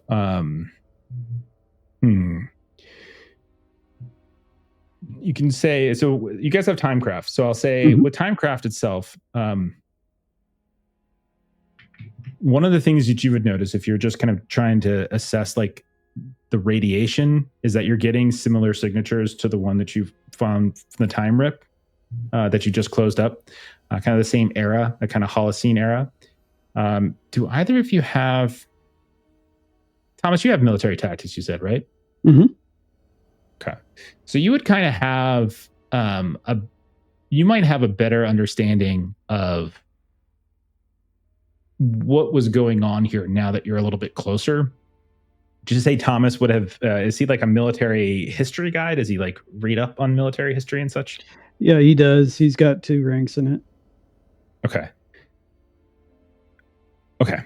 So you would know, you would be able to probably conclude that with a test of this magnitude, and knowing from Jimmy that the test was supposed to be 4 days ago, and from what you've heard, this Don Horning guy disappeared, right, along with portions of this tower, you would be able to conclude that more than likely what was happening was that Don Horning was probably up in the sort of the metal hat, in the metal box at the very top of the tower as like the babysitter, while everybody else, all the military personnel, all the scientists, probably went off to a safe distance, a safe radius, right? And so he was likely just babysitting this thing. And so when they're saying about he disappeared, it was probably because he was just kind of up in that bird cage with the bomb, like and whatever happened to the tower, whatever happened to the bomb, also probably happened to him. All that probably happened together. Yeah, when I see this, like, have I ever recall of a portal like splitting something in half, like when it closes? Okay. Because that's my first thought is like, I mean, I know this is a different time travel thing, but like Terminator, how like the time bubble would like put a divot in concrete? Yeah. Because, yeah. Interesting. And so that's kind of what my first thought is. Yeah, you would know that time travel technology, not as advanced as your autochron. There's different versions of it. The rip that you had already dealt with seemed like a collateral damage or natural occurring, sort of, so to speak. Looking at the shear on the tower, it almost feels like there's like a perfect cut. It's an absolutely perfect cut. And as you start playing around with it in your head and judging just from what you think the height of this is, you would surmise that there is probably about a 15-meter radius from the very top of the tower down to where these legs have been sheared.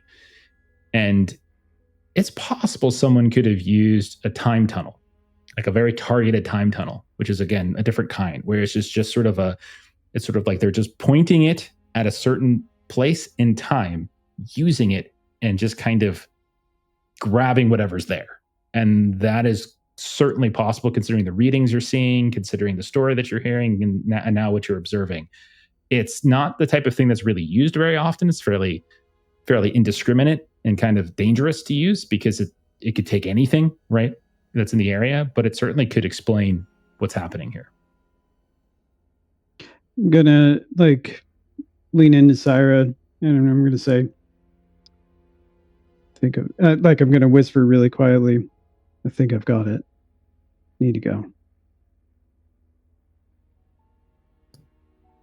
Okay. She'll nod. Okay. So the two of you begin to weave your way back out. And then right before we leave, I'm gonna say, "Okay, time's up," and then I'm gonna take her. I'm gonna say that a little bit more quiet, just slightly louder. Okay, time's up. Let's go, as if I'm leading her. Other people can hear it. Mhm. Gotcha. Muck and Jimmy, what have you been doing in all of this? Oh, unmuting myself first and then stealing. You're stealing? What are you stealing? I want to lift a couple of What? because looking around, they've all got IDs, right? Probably like lanyards or something. Yeah. I'm gonna lift a couple of those. That way Muck and I can walk around unharassed. Okay.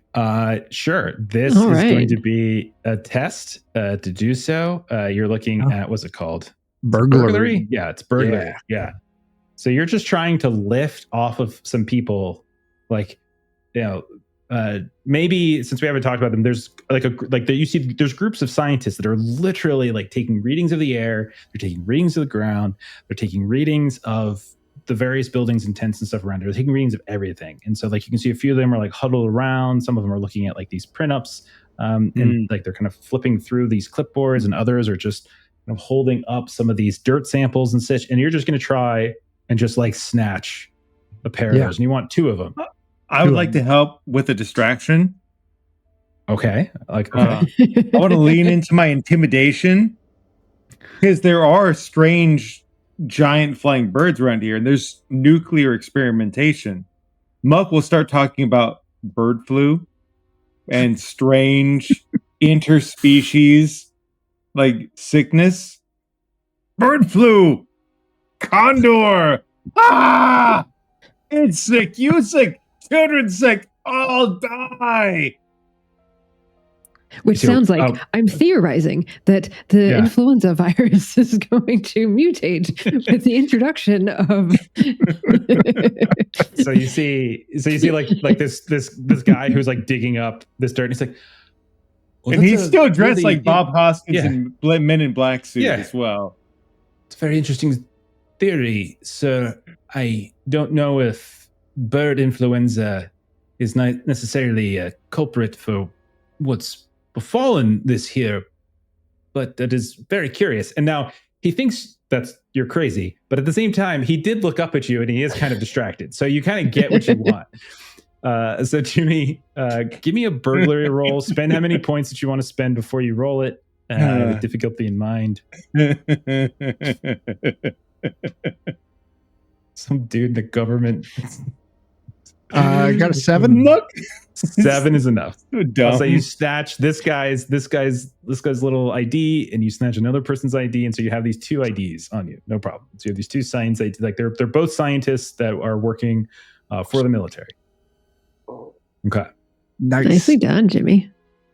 Nice. Now, if you don't mind, sir, I'm going to go back to taking these samples. We're getting some very strange radiation readings. Unless you think the radiation is linked to bird influenza.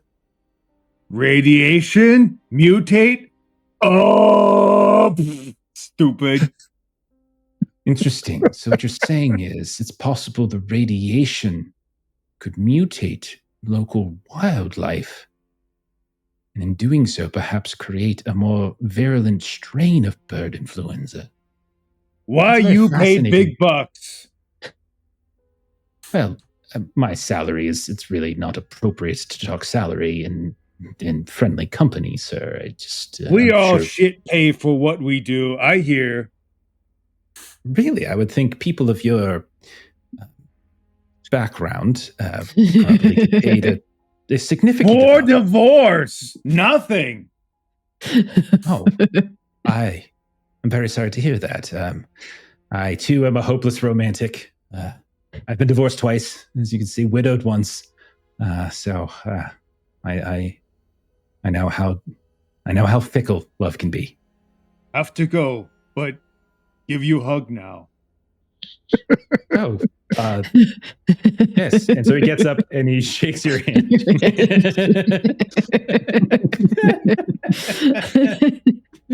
Oh, goodness.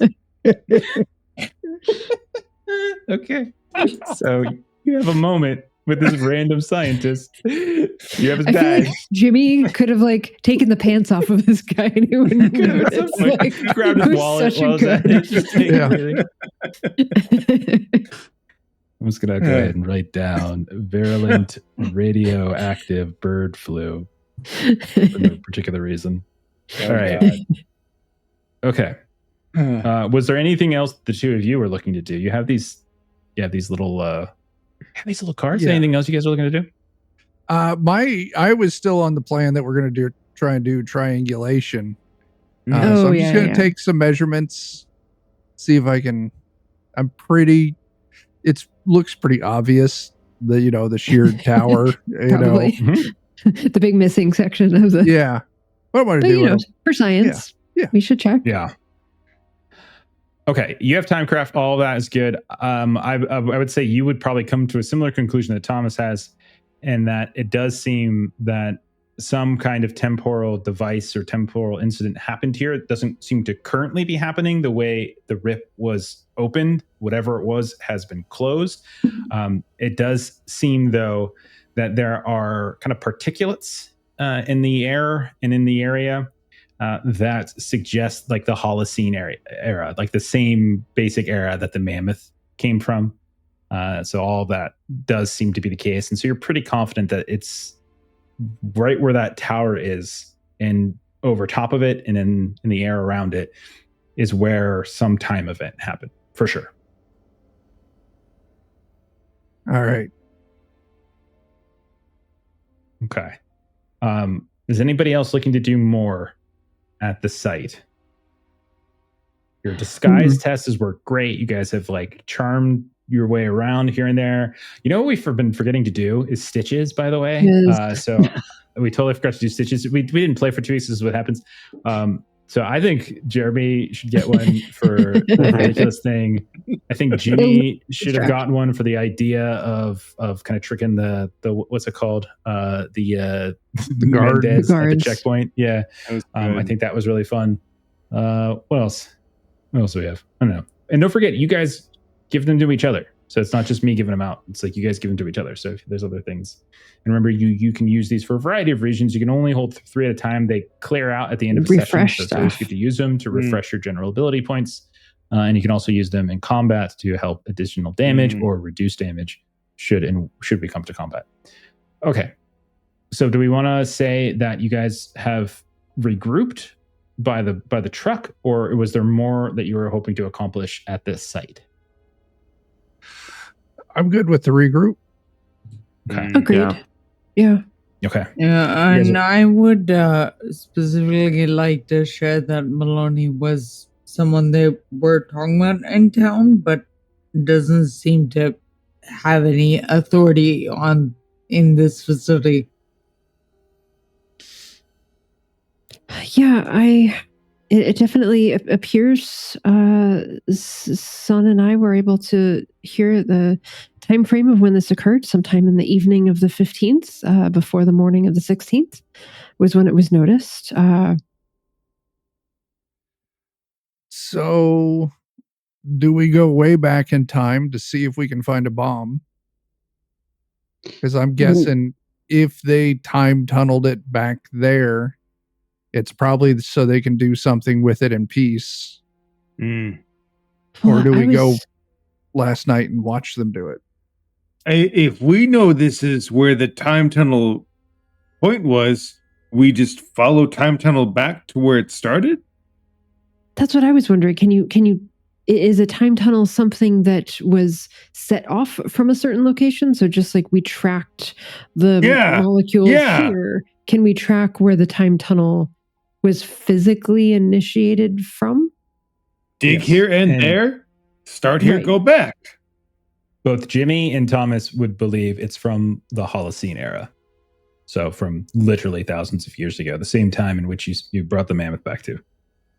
So someone is sitting back in the Holocene era and tunneling to And they've- this spot. And that And- time Well- tunnels have to be deliberate. They don't happen randomly. No, those you definitely get the sense that that was a that was an intentional. This was intentionally done, considering the radiation alignment. Likely, that rip was like a byproduct because one of the reasons time tunnels aren't used very frequently, and all you would know this to a degree, is because of their like inaccuracy, like the things that could go wrong with them. Your autocrons are way more advanced, so other time travelers and people who know anything about science would be very, very happy to get their hands on an autocron because it's just how good it is. But like the time tunnel is way more could break down. Buck? Some are crude. Buck Huge is raising bomb. his hand. Bad bomb. Bad bomb. Bad bomb long ago. Blow up things before they grow to new things, right? Huh? Yeah. Huh? Fuck people. Somebody say fuck people, big bomb. Yeah, that would absolutely. If you were to relocate the atomic bomb within the time frame of the Earth, that could be very, very bad.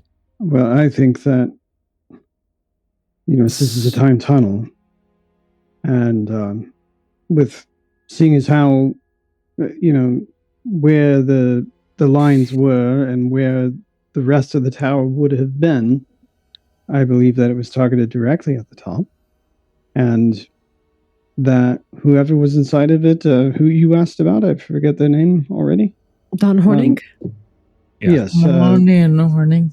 that they're probably there and safe. So I think the easiest way to get to where this bomb is to travel a few days ago, be at the top of the tower. Go with it. Mhm. Meet the people that stole it. Punch their face. If necessary. So A good shovel to the face does wonders too. Shovel. So we can just make sure that he and the bomb are not there at the given time. I suppose we could do that, or if we happen to go with them, then it would make things a little more difficult. But we could bring them back. I think your idea is better than what. Right. It's Well, additive and better than what I was thinking. I was thinking we just show up and go along for the ride. But if we can get the bomb and him out of the tower and replace it Right. with us, Disarm bomb, give them junk, so even if we fail, they don't do things. Or we ride back, find where it happened, who did it, go back a little further in that time period, beat them senseless. That way they never stole the bomb to begin with. That is actually taking things to the antecedent event, it would seem, because really the Mr. Hornig and the bomb are just pawns, but they're not the ones making the tunnel. Yeah. To your point, Jimmy, we find the people that are making the tunnel and prevent them from making the tunnel. Then everything's back to normal. yeah, the problem is that we need to survive a minute after we go Did through any of that the- time tunnel. So And any of then- the people say that they were working on something that wasn't a bomb? Didn't some of the military people give the hint that they've been working on weird stuff? No, you might be thinking of the rumors that were going around Tularosa, where people were like coming up with theories about like what's going on out in the desert. That you could be Okay, that might be what I'm thinking. from the of. first session. I don't think And any for the last couple military of people, days, the military people had been very absent. But that goes in line with when everything disappeared, that they hadn't come into town since then. Yeah, you would Mhm. probably think that the reason why the military was so active was because this happened 4 days ago, and they were actively Mhm. looking for a missing atomic bomb and a missing member of their team. Right. Because again, like this is July 20th, and so that should have been, I think it was July 16th. So I think it was Yeah. 4 days ago. Could have been July 15th, something like that. So it was like 4 or 5 days ago. Yeah, it was initially So- you said 16th, and then it disappeared the night of the 15th. Yeah, so it's somewhere between So what many of you were able to overhear is that, and sort of also conclude based upon your military acknowledgement, that Don Hornig was probably left here on site as the babysitter of the bomb while everybody else retreated to a safe radius. Obviously, the bomb's not going to go off with him here. He was just sort of watching it. The next day, the bomb was supposed to be tested. So sometime between when everybody left him and he was fine and up in the tower the night of the 15th, in the morning of the 16th, when everyone came to retrieve him so that they can do the test, this had happened. So it either happened in the late PM of the 15th or the AM of the 16th, one of those two. But you do know, so you don't know the exact time, but you know the area. And you definitely know from the signature that you have from studying the tower and the readings that you've collected, like you could go back to that specific time. Like you would be able to pinpoint where in the Holocene era, like you could jump to. You could essentially follow that time tunnel trail back to like the same general area. It's a little less precise than an autochron, so it might not be like right exactly in the same area, but it would be in a relatively close proximity. I agree with Jimmy's plan. I think going back to the tunnel. I think. Yeah. Okay. So what is the plan? I'm assuming you guys are all having this conversation over by the truck. Maybe you're smoking cigarettes or something. Like you guys look like you're just taking a cigarette break, having this conversation. At a certain point, though, like someone's going to come over and is going to like bark an order at you guys, because you guys look like you're supposed to be here, but that doesn't mean you're not supposed to be doing something. So the fact that like so at some point someone's going to come over and put you to work. So what do you think your plan is then? What do you guys want to do here? What's the next step for you? I think part of Thomas's idea, we hop back late in the day on the 15th, get up the tower, get the scientist out, and then do we just wait to get time tunneled to the past? I think we just skip that and just go straight back to the past, because then it doesn't happen. Yeah, off the stuff in the air, like the residual time stuff, can we pinpoint the exact when and where we need to go? Oh, you think you can? Yeah, that's what I was just saying. I think you would have enough data to be able to go there. Yeah, let's do that. So dealing with this immediate situation, I do have 2 points of authority, which I wouldn't mind doing a spend on authority to shoo someone away if they try to come up and. I would say you don't like. That's just me trying to like make sure we're moving it along. But are you guys looking to do your jump right here, or are you looking to like drive off and then jump? Yeah, drive off a little ways. Okay, so as long as you're driving off, you don't need to make a spin. You can keep your point. Okay. So you guys get back into your vehicle. Mm-hmm. You back out.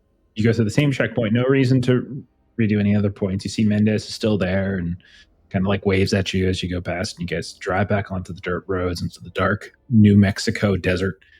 Do you just pull off like in some nondescript area, or do you do anything, or are you intentionally going somewhere and leaving the truck? Just leave the truck. I mean, ideally, if this goes right, we don't have to come back here. Okay. All right. So you guys pull off into some gully somewhere. You make sure no one sees you. It's late at night at this point, dark as can be. No one's around you. It's just you all. Maybe you hear the sounds of a condor flying in the sky, but otherwise everything seems fine. And all of you can go ahead and make your time travel test. So again, each of you would need to make a chronostability test, difficulty of 4. You know this. It's pretty standard.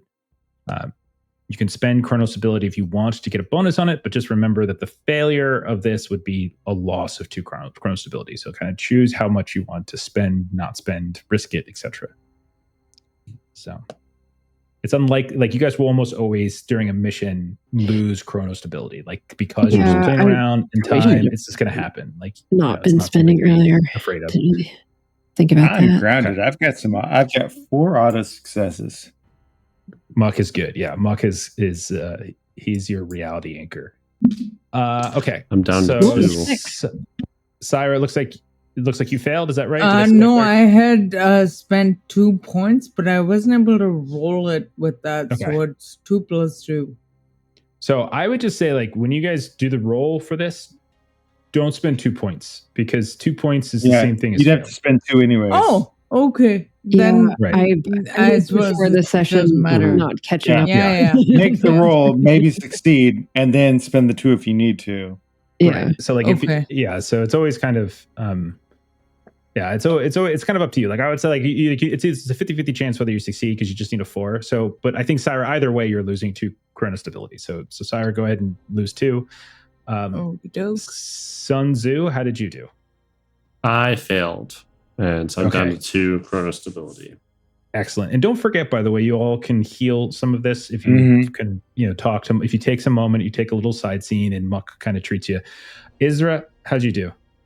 I rolled a 6, so I Okay. was fine. Keeping it together. Thomas, Yeah. how did you do? I rolled a 2, so I lost 2. Excellent. And then Jimmy, Also a how fail. did you do? Okay. So it was a rough jump. I mean, it's a long distance in terms of time. Like, you all are going back a significant amount of time. Like, literally, you're going to around 12,000 BCE. Is kind of where you're heading to. And you've been here already once, Isra, not this exact spot, but you've been to this time very recently. So when you all jump in and you take a quick sense of things, first of all, it's dark and it's eerie, right? You hear the sounds of animals in the distance. You can hear maybe the sounds of like bugs buzzing around. But as you kind of get your bearings, you suddenly realize that it's not as dark as you think it should be in 12,000 BC. Like, it should be a relatively dark spot. Like, you've got this overbrush in front of you, and you realize the reason why is because just to the east of you, maybe about 100 meters or so, you can see that there's all sorts of lights, like actual electrical lights, like these huge, almost like they're tall. They look like something that you would see at a baseball field, like these tall lights. They're shining down, and you see tons of them. It kind of creates this big, bright, like beacon in the middle of this Holocene area. As you get a little closer, you look around and you kind of peek through some brush, and you see down, like maybe down a little bit of a slope, you can see that there is a large compound of some kind, clearly human-made, right? Clearly built. It's got these really tall, like 15 feet tall walls that just seem to cover the whole thing. You can see that there's this wire that seems to be coursing through certain sections of it, and every now and then you see a zzz, zzz, zzz. You can just see like the churn of the current on some of the, so the walls are probably electrified. You can see walking in some places along the top of the wall, there are men and women that are in uniform. They don't look They look nothing like something from the 20th century. They don't look like, they're not wearing like military fatigues. They have something that looks sleeker. It almost looks, Israel, like something a little bit more your time. And in some ways, well, maybe not quite all the way that far, but it certainly has a kind of more advanced look. This sort of these sleek jumpsuits. They're carrying weapons. You hear the sounds of animals in the distance, and you can tell that there is a great deal of activity going down in that compound, a compound that very much should not exist in 12,000 BC. And that's where we're going to go ahead and we're going to end it there for tonight, and we'll pick up next time. Wow. With you guys figuring out what to do Time flies. with that. Yeah, I know, so right? good. Yeah. Did we find the other time travel agency hiding out with the Insane. mammoths? I need more time right now. Do the Right? thing with the stuff. I know. We should go back to the beginning of the stream. Now that you guys have all this information, you can tell Yeah. yourselves all the information in the screen. Time That's how we travel. do it. Jeremy's mind is blown.